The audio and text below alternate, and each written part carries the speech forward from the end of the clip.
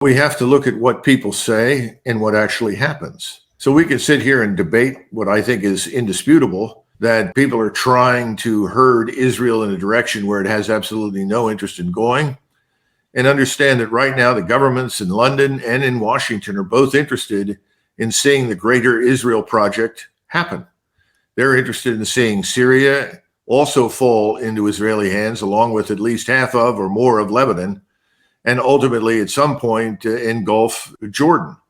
The expansionist power on the ground is supported by the former colonial power, Great Britain, and by the US government. This kind of thing is quite real. We don't talk about it publicly, but there's plenty of evidence that this is going on. I don't see any evidence that that's going to change unless a military defeat is inflicted on us and our friends in Israel, to be blunt. I mean, you see that the Gary showing up right there, where Israel's once fringe movements to reoccupy Gaza is gaining momentum. In fact, then you have to say, at what point, Doug, and is there a point to where the United States says that is not in America's interest? We are not going to support that and actually enable that? Or do we just maintain the status quo and let them do whatever they want?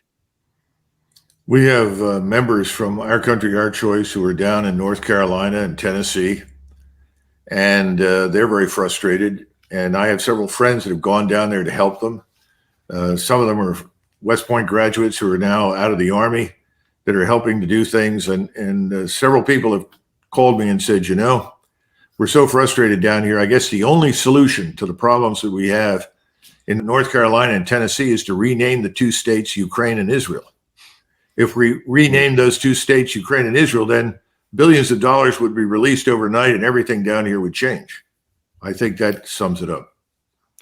Because of this attitude that we've seen from the top of this show all the way on down, where we're talking about, we don't want to be isolationists. We want to take care of our needs. And we want all this military equipment. We want all this military funding. It's always about going over there at the expense of what's going on in the United States. And is there any way to turn that back, to change it, other than some kind of catastrophic event where somebody we support is defeated, or us being defeated militarily?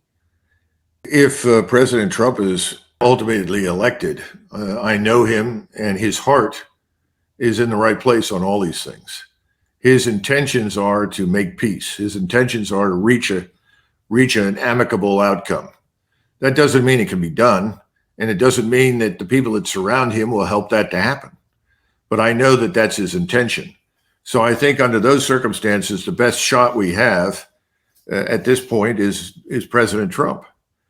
But your larger question is, what's it going to take? And that's one of the questions that comes up in many discussions. And you have a lot of people that are just absolutely convinced that we can print money for another 10 or 20 years. Nothing will change. I don't think that's true, but that's more conventional wisdom than I think many people realize. And the second part of it is that we are invincible and vulnerable. No one can challenge us. And, we are, after all, primarily a maritime and aerospace power, and you're up against continental powers. And just as we've seen in Ukraine, up against a continental power is a dead end. You're going to lose. This is something, again, that Eisenhower understood very well in the 1950s. It's why, he was supportive of neutrality for Austria, because he said, that's wonderful. We can't possibly defend all these countries. We don't have the resources. We should try to urge neutrality for other states in Eastern Europe. Well, that went away pretty quickly. He also thought that NATO, if it was still around in 10 years, that we had failed, because he was confident that some new modus vivendi could be reached with Moscow. Well, that may or may not have been true. Today, it's absolutely possible, and there's no reason why our relationships with Russia, China, Iran, and all these other countries need to be permanently militarized. But that's the path we're on right now.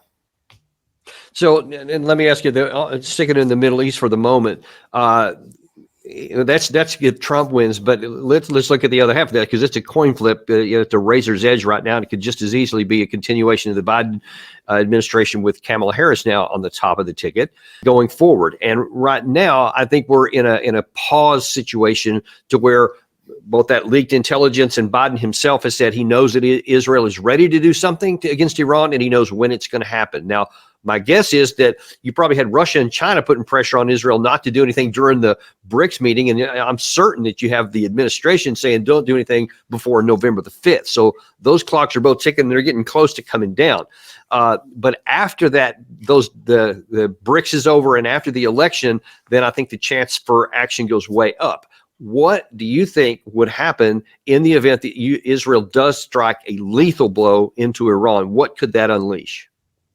Well, first of all, I do think that the incentive is there for Mr. Netanyahu to attack Iran before the election, because that starts a war that the successor government is going to be stuck with having to fight or sort through. In other words, waiting until after the election is a risk from their standpoint that President Trump doesn't win and that they get another round of Kamala Harris, who isn't going to support them to the extent that they want it.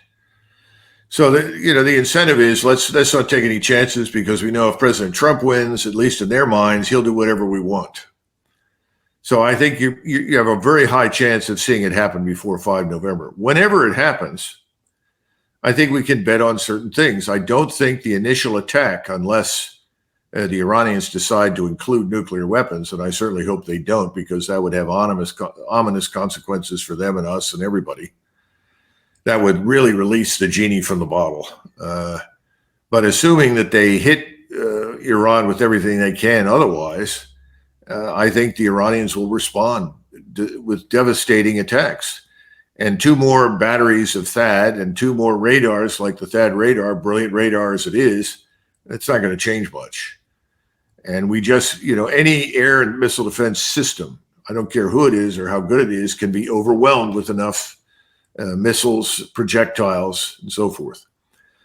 So I think then you have a standoff, and we have to ask ourselves, Israel is in ruins, being terrible damage done to Iran. Will we and the Russians come to some sort of arrangement before this thing goes any further? At the moment, I don't see that happening, in which case I think Iran will unleash everything it has, and they will have the full support of the Russians, to include Russian military advice, equipment, and support.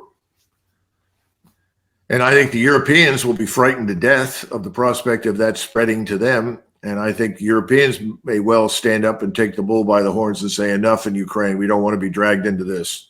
We'll see. The Chinese, of course, have already made it very clear that they will back Iran and Russia to the hilt. They're very worried about their access to the Persian Gulf and what comes out of it. There are other things, too, that have to be factored in, but I don't see anything good happening at that point. And again, now if President Trump is elected, this is already ongoing. He gets in there, he reviews the situation, he may decide, this is enough. It can't go any further. We can't have it anymore. I don't know. I know his heart's in the right place, as I've said before. This is a man, at least from the standpoint of what's good for the United States, knows that war is not a good thing for us. Thank God he understands that.